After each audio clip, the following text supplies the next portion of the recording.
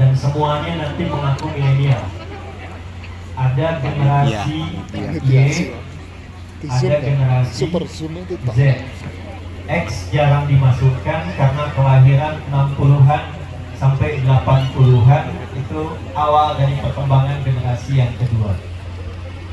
Dua terakhir disebut dengan milenial karena di generasi ini tumbuh dan lahir dengan perkembangan digital, kemudian karakter masyarakatnya berbeda yang membentuk perilaku yang tidak sama dengan generasi-generasi sebelumnya.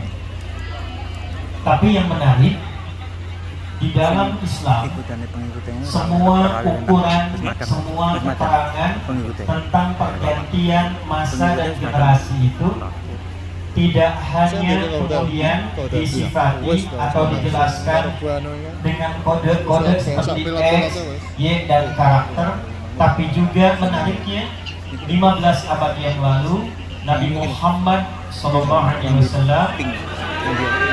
sudah menjelaskan tentang keadaan-keadaan setiap pergantian zaman.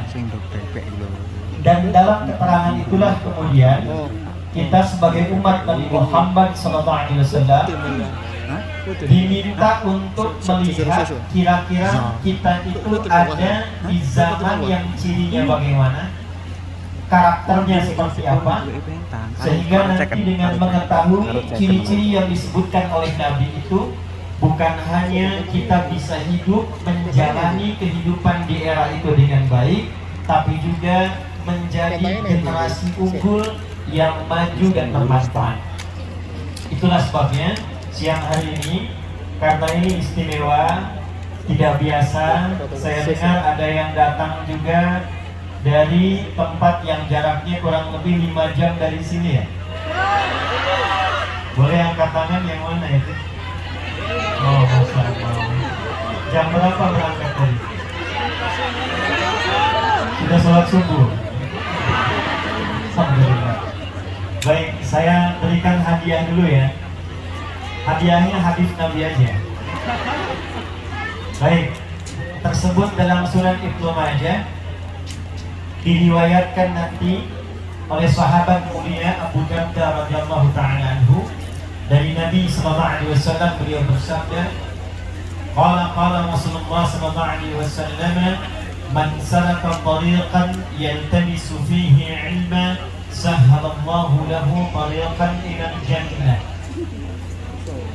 Siapapun, laki-laki, perempuan, besar, kecil, tua, muda, yang menempuh perjalanan yang tidak mudah, kadang berliku, dengan satu niat untuk belajar tuntunan agamanya, walaupun itu sedikit saja, satu hadis, satu ayat, tapi dia niatkan betul untuk belajar tuntunan agamanya, sahhalallahu lahu tariqan ilal jannah, maka Allah perintahkan pada malaikat di hari kiamat kelak, cepat catat amalannya itu untuk mempercepat langkah kaki dia dengan memasuki surga.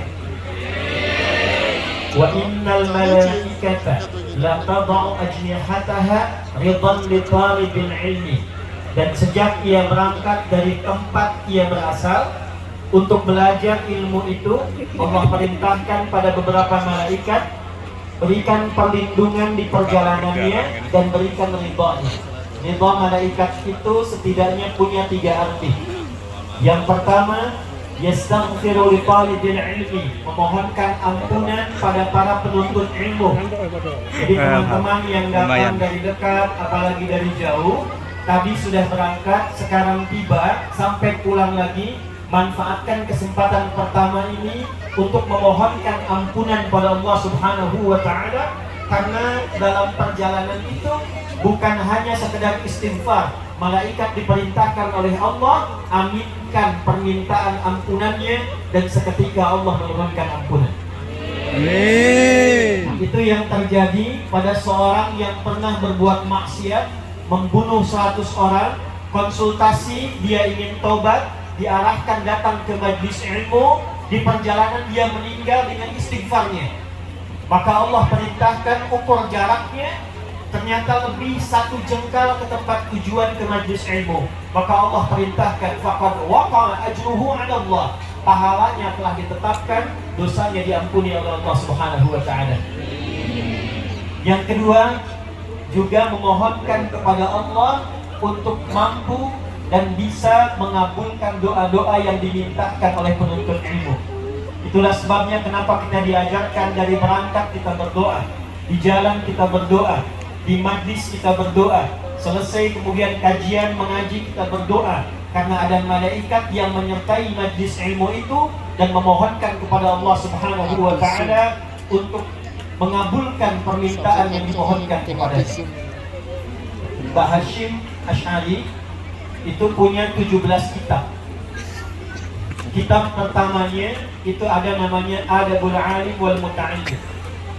Di halaman ke-15, di paragraf yang kedua, di baris yang pertama, beliau mengutip hadis Nabi SAW tentang keterangan Nabi kalau ada yang melalui Riyadul Jannah, taman-taman surga.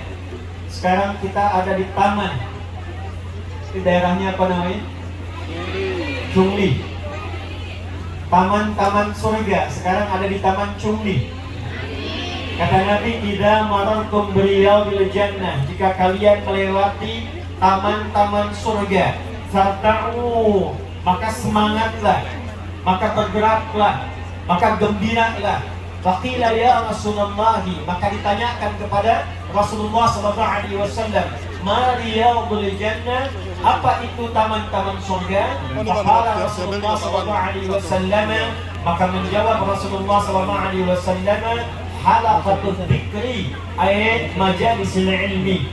Maka kata Nabi, itulah halaqah dzikir, itulah penjelasan para ulama majlis-majlis ilmu. Maka kalau sudah tiba di tamannya, kata Nabi, semangatlah, kata Nabi, bergembiralah. Kenapa? Karena diantaranya malaikat menyertai datang dan mengaminkan doa-doa yang dimohonkan kepada Allah Subhanahu wa taala. Nah, yang ketiga, ini yang paling penting, nanti ditafsir di hadis Muslim. Perhatikan keterangannya. Majtama'a qaumun fi baitin min buyutillahi yatluna kitaballahi wa yatadarasunahu fima bainahum illa ghashiyatuhumur rahmah wa haffathumul malaikah nazalat 'alaihimus sakinah wa dzakarahumullahu fi man 'indah. Paham? Tidak. Terus Tidaklah orang-orang kumpul di satu tempat yang disukai Allah. Di antara tempat yang disukai Allah, tempat yang digunakan untuk kebaikan, mengaji dan meningkatkan dzikir, kecuali Allah utus malaikat di tempat itu untuk memberikan 4 hal. 1. Nazalat alaihimus sakinah, diberikan ketenangan, kedamaian, ketentraman dalam jiwa orang-orang yang datang.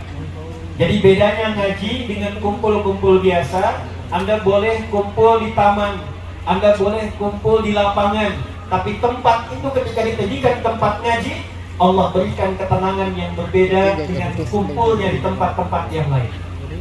Yang kedua, ini kalimat yang indah, wa haffathumul malaika, kemudian malaikat berkumpul, wa ghasyiyatuhumur rahmah, untuk menaungi para penuntut ilmu dan memberikan rahmat-rahmat Allah Subhanahu wa taala. Dan yang terakhir, wa dzakarahumullahu fi man 'indah, saat dia ngaji sampai selesai, nama orang-orang yang ngaji itu disebut-sebut oleh Allah Subhanahu wa taala di sekitar arasy-Nya, di sekitar arasy-Nya. Anda kalau disebutkan oleh presiden senang tidak namanya? Kalau disebutkan viral di media sosial senang tidak? Kalau diviralkan di koran se-Taiwan senang tidak? Sekarang nama kita insya Allah disebutkan oleh Allah di sekitaran arasy dari makhluk-makhluk terbaik yang ada yang pernah diciptakan sampai kita selesai menunaikan pengajian ini insya Allah. Nah, ini tidak cukup dengan amin, kita lanjut dulu. Baik, ini pembukaannya karena teman-teman sudah berjuang. Maka hari ini saya tidak akan beretorika, ini bukan pidato karena kita ngaji. kita akan membahas itu dengan 3 hadis Nabi Sallallahu Alaihi Wasallam. Jadi siang ini kita belajar 3 hadis saja. Nanti di akhir kita akan coba cek kembali apakah yang kita pelajari telah kita pahami atau belum. Hadis yang pertama. Hadis ini terdapat dalam Sahih Al-Bukhari, nomor hadis 7121. Ada juga di dalam Sahih Muslim, nomor hadis 157. Satu lagi ada dalam Sahihnya Ibnu Hibban, nomor hadis 6718. Saya bacakan sanadnya ya, sekaligus ijazah untuk sanad. Kita ambil yang Ibnu Hibban saja. Qala haddatsana qala akhbarana Abdullah bin Muhammad qala haddatsana Ishaq bin Ibrahim qala akhbarana Uthman bin Umar qala haddatsana Ibnu Abi Dhi'b an Sa'id bin Sam'an an Abi Hurairah radhiyallahu ta'ala anhu anin Nabi sallallahu alaihi wasallam. Hadis ini sanadnya tersambung melalui Ibnu Hibban. Beliau menerima dari Abdullah bin Muhammad, Abdullah bin Muhammad menerima dari Ishaq bin Ibrahim, Ishaq bin Ibrahim menerima hadis ini dari Uthman bin Umar, Uthman bin Umar menerima hadis ini dari Ibnu Abi Dhi'b. Beliau menerima dari Sa'id bin Sam'an, Sa'id bin Sam'an menerima dari sahabat Abu Hurairah radhiyallahu ta'ala anhu, Abdurrahman bin Sahar. Abdurrahman bin Sahar menerima dari Nabi Muhammad sallallahu alaihi wasallam. Beliau bersabda, perhatikan hadisnya. Yushiku alla taquma as-sa'atu hatta yuqdada al-'ilmu wa yakthura al-kadhibu wa tantashira al-fitanu wa yataqarabu az-zamanu wa tataqarabu al-aswaqu. 5 ya. Yushiku alla taquma as-sa'atu. Nanti dalam perjalanan masa, saya terjemahkan dengan terjemahan tafsir hadis. Nanti dalam perjalanan perubahan waktu, pergantian generasi, perjalanan masa, kata Nabi akan terjadi beberapa keadaan-keadaan di generasi. Jadi setiap zamannya punya ciri-cirinya. Kalau lihat satu hadis, ada hadis di Al-Bukhari nomor hadis 6695, hadisnya viral. Nanti disebutkan di beberapa kitab hadis dengan 3 riwayat. Khairukum khairul quruni dan khairul qarni. Kata Nabi, generasi yang terbaik itu khairun nasi qarni, khairul quruni qarni, khairukum qarni. Generasi terbaik itu ada di zaman itu. Thumma alladhina yalunahu, kemudian setelah itu generasi setelahku, thumma alladhina yalunahu, lalu generasi setelah itu, 3 generasi terbaik. Setiap generasi itu punya cirinya. Nanti apa ciri yang terkait dengan generasi milenial itu?